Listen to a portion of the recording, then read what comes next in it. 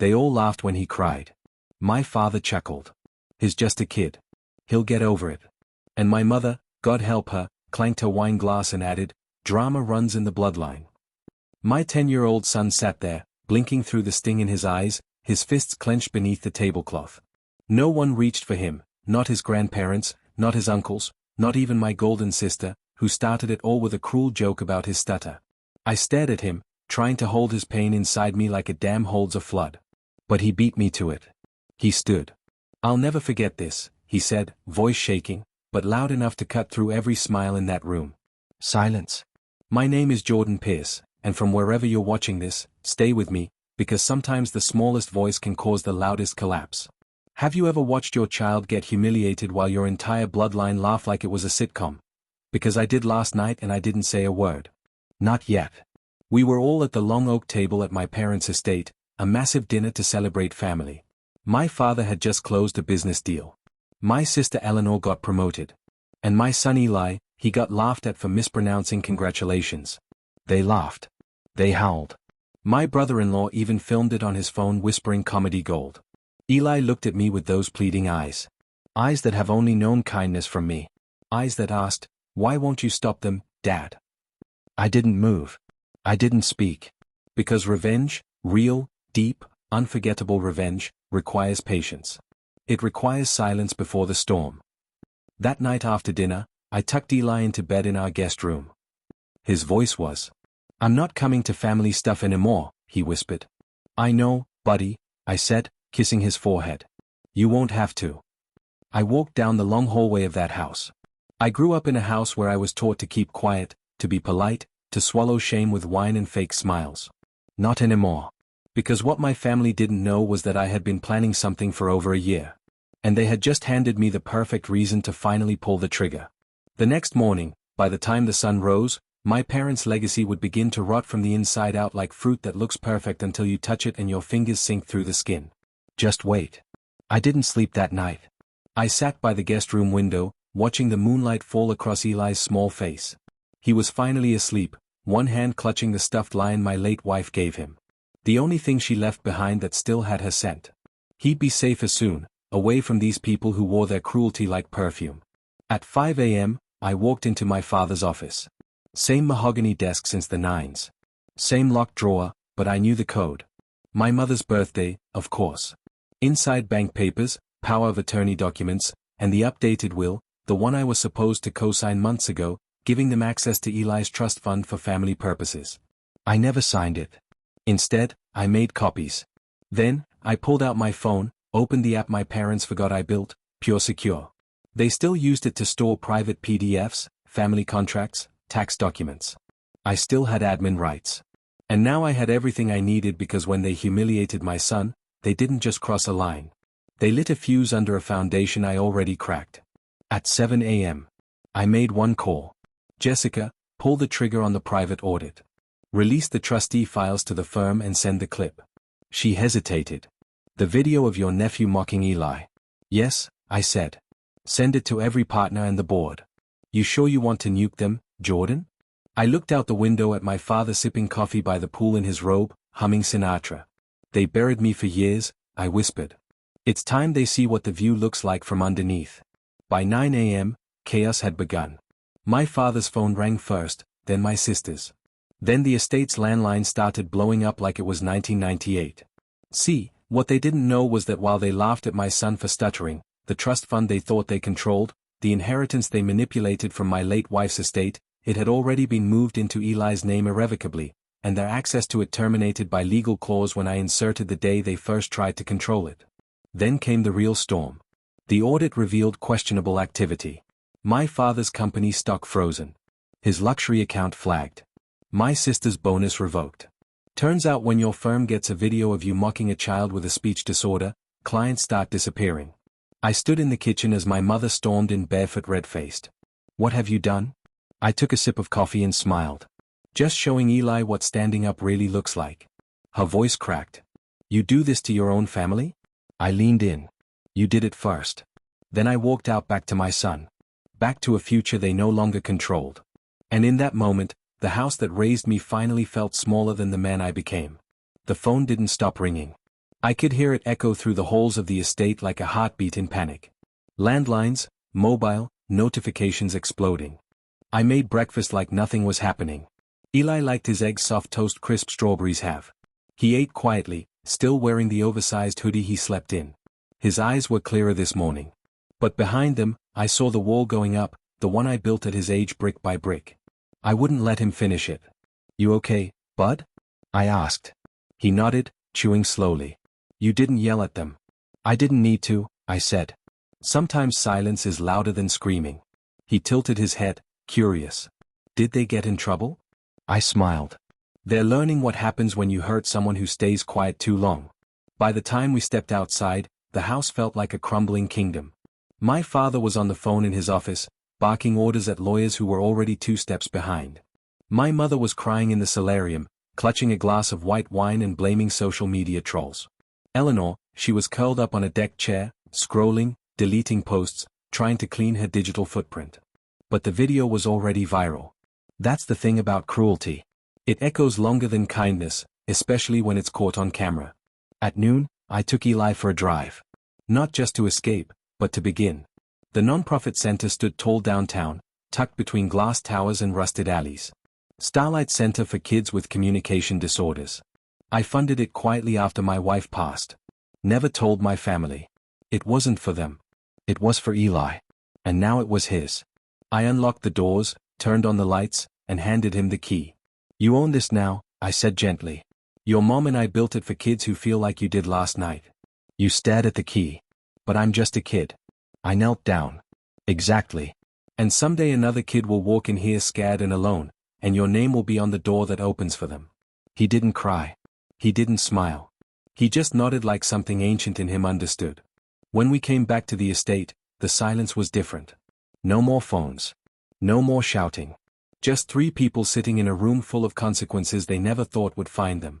My father didn't look up. My mother barely met my eyes. Eleanor started to say something, then stopped. Her voice had always been the sharpest. Now it trembled like a paper wall in a rainstorm. I said nothing. I just handed them an envelope. Inside a printed statement declaring my full separation from the family trust, relinquishing any claim to the estate, severing ties, and attached to it a photo me Eli and his mom smiling before everything. A note scribbled in ink beneath it. "He won't forget and neither will I." Then I walked away because sometimes revenge isn't destruction. Sometimes it's simply leaving people to rot in the house they burn themselves with all the windows closed. I didn't think they'd follow me, but guilt is a strange beast. It doesn't die quietly. It flails, claws, screams for absolution from the very people it wounded. 3 hours after I handed them the letter, my father showed up at my apartment. No chauffeur, no Rolex, just him alone, sweating through a golf polo. He buzzed 3 times. I didn't answer. He waited, sat on the building steps like a stranger, like a man outside the gates of a life he no longer owned. I watched from the window. Eli was in his room, headphones on, painting. I opened the door. He stood slowly. "Can we talk?" I stepped aside but said nothing. He walked in like he didn't recognize the place, like the air was too real, too honest. "This is where you live for now." He looked around. No marble floors, no chandeliers, just warmth, toys and corners, soft lighting, walls filled with hand-drawn pictures and old memories taped with love, not pride. He sat down at the table. "I didn't mean for last night to go that far."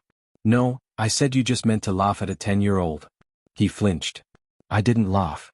Your mother did. Eleanor, you didn't stop them." I leaned forward.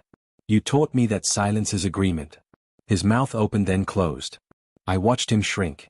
The man who used to command boardrooms, silence rooms with a glance, now fumbling for words like a child caught cheating.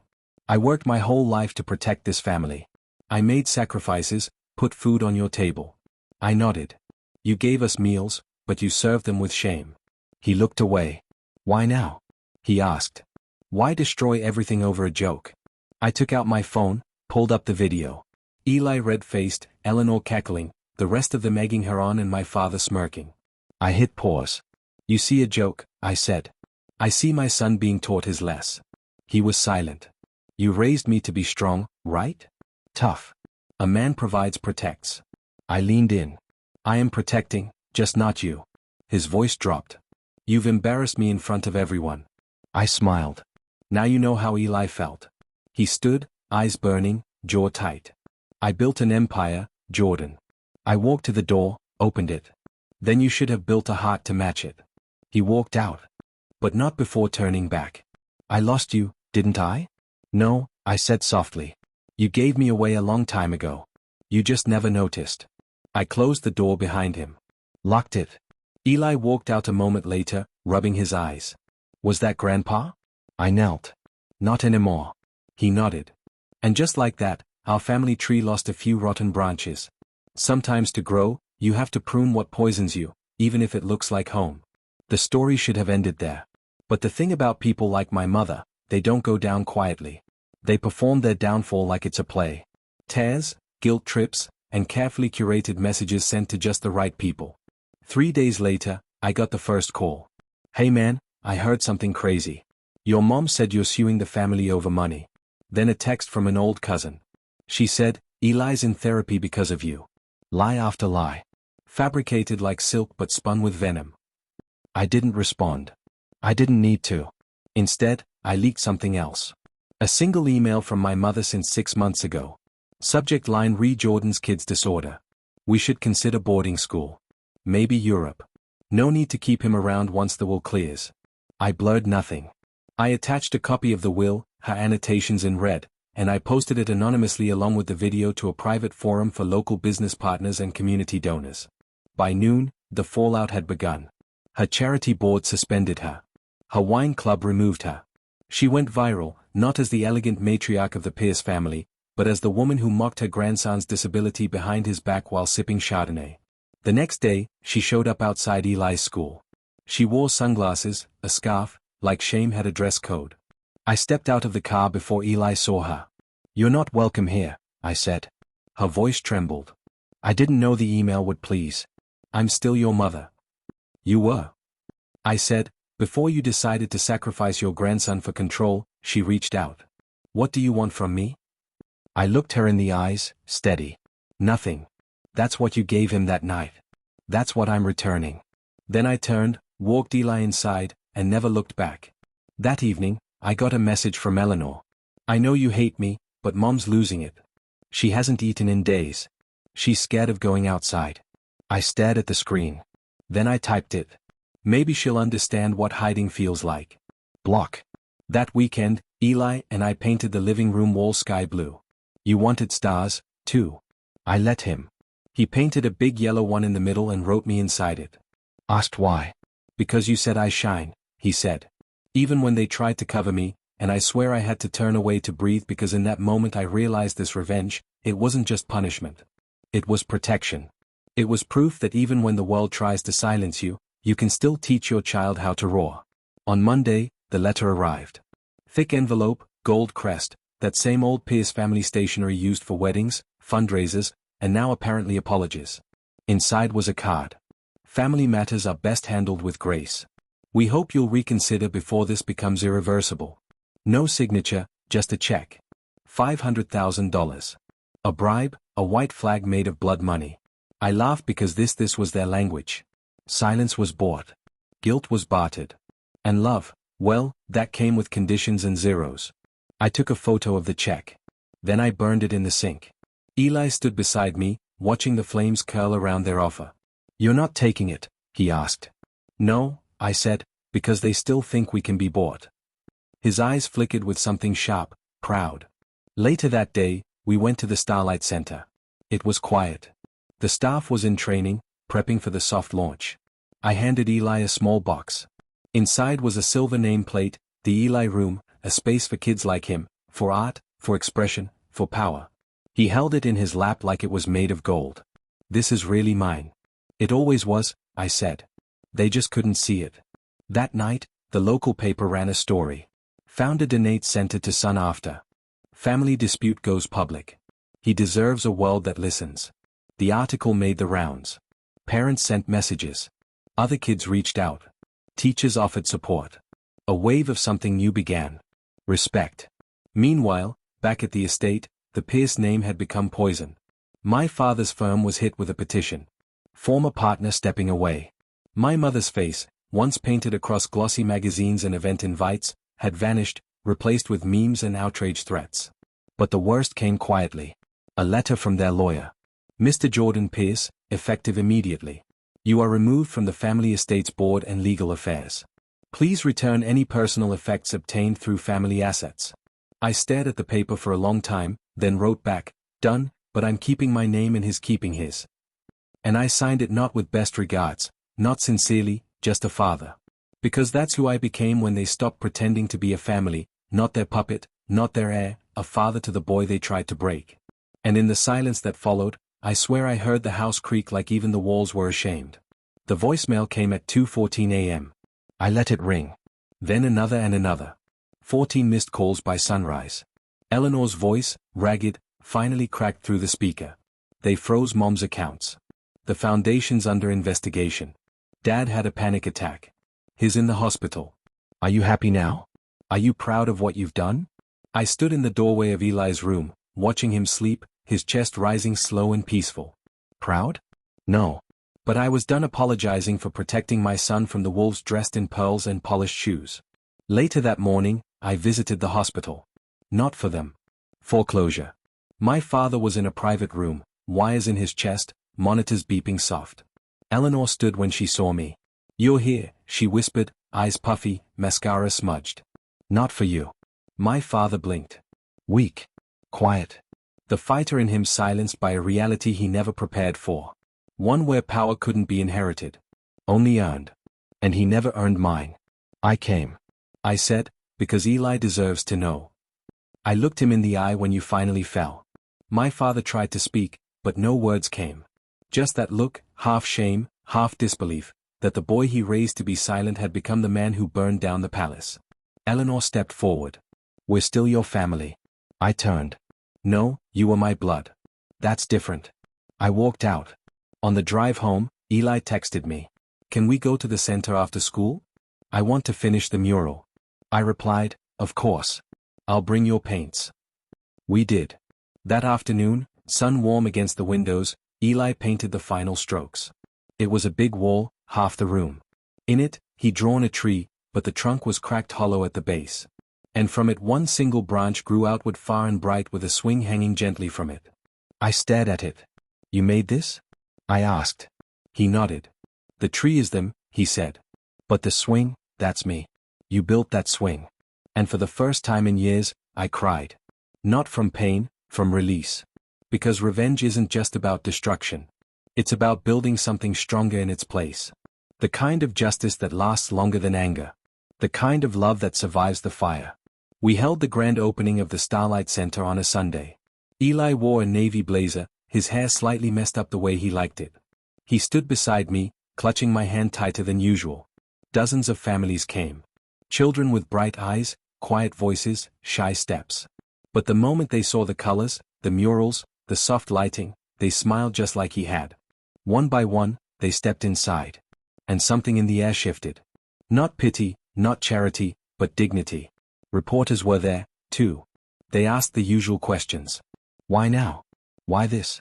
Is this about your family? I looked at Eli, then said, this is about a boy who was told he'd get over it, but instead he grew through it. Applause rippled through the room. My phone buzzed mid-spec. A message from my father's lawyer. The Pierce estate is being liquidated. Assets seized. Ongoing investigations confirmed. One line at the bottom. They want to see Eli one last time.